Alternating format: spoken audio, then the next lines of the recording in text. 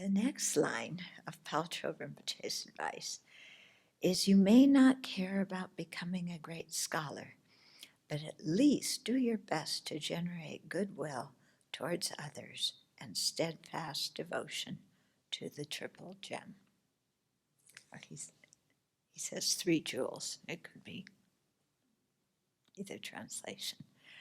Okay, so it's interesting. It got me thinking when he said, you don't need to be a scholar, or you may not have that as your aim.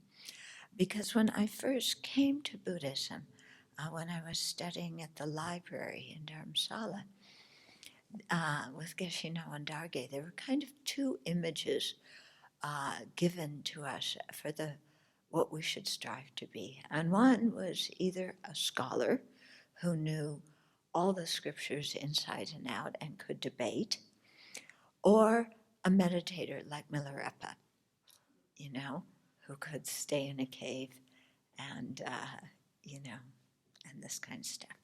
Or better yet, both. Yeah, like Jason Kappa, okay? So, those were the images that were presented. That's what I thought I had to become. And it was a bit difficult, first of all, because I couldn't go down to the South and study, and there was no place for me to do the debating, because I was a woman. So that was one thing. Living in the cave, that would have been okay, but I wasn't one of the people who went, I'm going to do that by, pack up my 50,000 suitcases and move up to the cave next week, together with my reclining chair and my heater and my aircon. So it really took actually many years to accept how I was going to practice the Dharma, to really look at, what are the things that interest me, or what are the things that I am passionate about, what are the things that, I don't feel, since I have, what's going to be my approach to the Dharma, okay? Am I going to start at the bottom as a beginner and work up? Am I going to go directly to Tantra and do that? Am I going to, try and find some place where I can learn to debate and learn Tibetan and do that? Graduate school was out for me. I was done with that, I didn't even consider that. But, in the Buddhist world, what was I going to do? And would I accept myself for whatever it was I was going to do? Or would I always be comparing myself to that model that had been presented to me and always see that I was falling short? Okay, so this is, you have to remember, I belong to the High Achievers Neurotic Society, so this is something that we do. Some of you will understand, some of you realize how crazy it is. But anyway, so I had to work all of this out and really come to some kind of self-acceptance about this. And also, realizing that although in my first year of studying the Dharma, I just was certain I wanted to go out, at the first 2 years, I would say, I wanted to go out for the caves, I was into that. I think most of us at Kapan at that time were. We all wanted to, just be meditators, And I was never going to come back to America. And I mean, what was the use? And I was going to stay in Nepal and meditate and become a Buddha. It was that simple. And and then Lama Yeshe started sending people to work in Dharma Centers. I couldn't figure out how that fit into the program of, being a yogi. But then I got sent to a Dharma Center too. And that was like, wait a minute, I'm at this Dharma Center, I'm working with these macho Italian monks, I'm creating all this negative karma, can't be a yogi, I can't be a scholar, I'm just an angry person.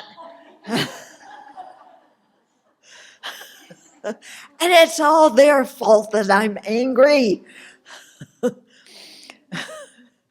Yeah. So it took me a while to realize that that was my teacher's way of training me. Yeah. And that had I gone up, and found my comfortable cave, I probably wouldn't have made much progress because I didn't understand much about the Dharma. Yeah. And it took me years to see too, if I had gone to a monastery and learned Tibetan and learned debating, I would have become so conceited that it would be beyond my ability to practice. I would have thought I was just fantastic. So, somehow not getting what you want can be a really good training for you in samsara. Mhm. So when Bhadravamute says, you may not care about becoming a great scholar, I actually cared, and I wouldn't mind it. Yeah, but I realize now I'm not going to become one. Yeah. And there's certain things you do at certain ages in your life. There's different life steps at what you do. And becoming a great scholar, I think you have to start off younger than I am now. Okay? So, yeah, I'm not going to be a great scholar. That's okay. I'm not going to be a big meditator either. Yeah. Yeah, I write some stuff and I do my best. And good enough, dear, as Lama says. Good enough. Yeah, because I know when I die, there will be some feeling that this life has been worthwhile. And I think that's what's important, that we don't have to become somebody, but as long as we act in a way and try and change our mind through practice so that we can feel that our life has been worthwhile and we're satisfied with that. Yeah. Instead of beating our heads against the wall or beating ourselves over the head with, I'm not a scholar, I'm not a meditator, I'm not this great person who they interview in all the Buddhist things. I'm not this, I'm not that. That's not a very nice way to die, because being somebody is not the path to happiness. Yeah, it's not the path. Transforming your mind is the path. And so very fortunately, that was knocked into me from the very beginning of my practice. You know the story about Atisha watching the man circumambulating the stupa. That's nice, but why don't you practice the Dharma? So then he started chanting, oh, that's nice, why don't you practice the Dharma? Yeah. Then he started, what was it? Yeah, reading text. Oh, that's very good, why don't you practice the Dharma? And then the man said, "Well, what do you mean practice the Dharma?" And Atisha said, "Transform your mind, change your mind." So that's the Dharma practice. That's what matters. That cannot be measured in any kind of numerical value. It cannot be measured on any kind of scale until you get to the bhumis, the grounds, the bodhisattva grounds, or the bodhisattva path. Then, maybe you can see where you are. But I think by that time, you don't care very much about the label. Okay, so when he says here, but at least do your best to generate goodwill towards others and a steadfast devotion to the three jewels. Yeah. So, in other words, short is practice refuge and bodhicitta. Yeah. And do your best to understand the Dharma well so that your refuge is very firm. Because if you don't understand the Dharma well, then your refuge can easily flip. Okay?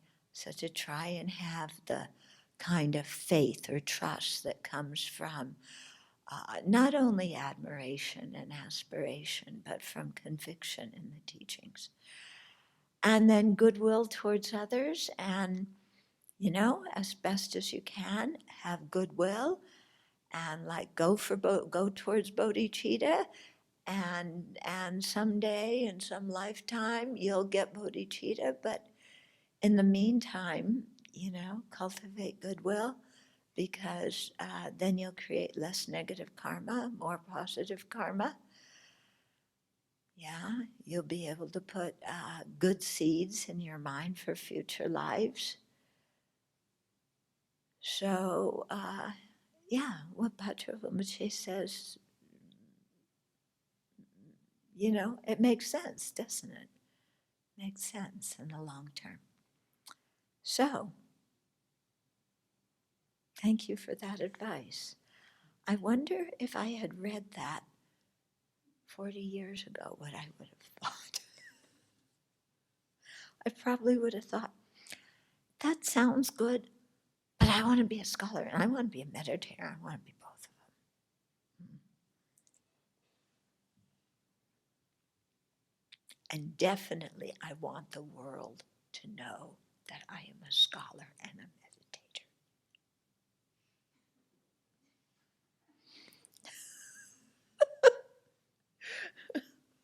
Of course, being a scholar and a meditator does not necessarily mean you're a Dharma practitioner.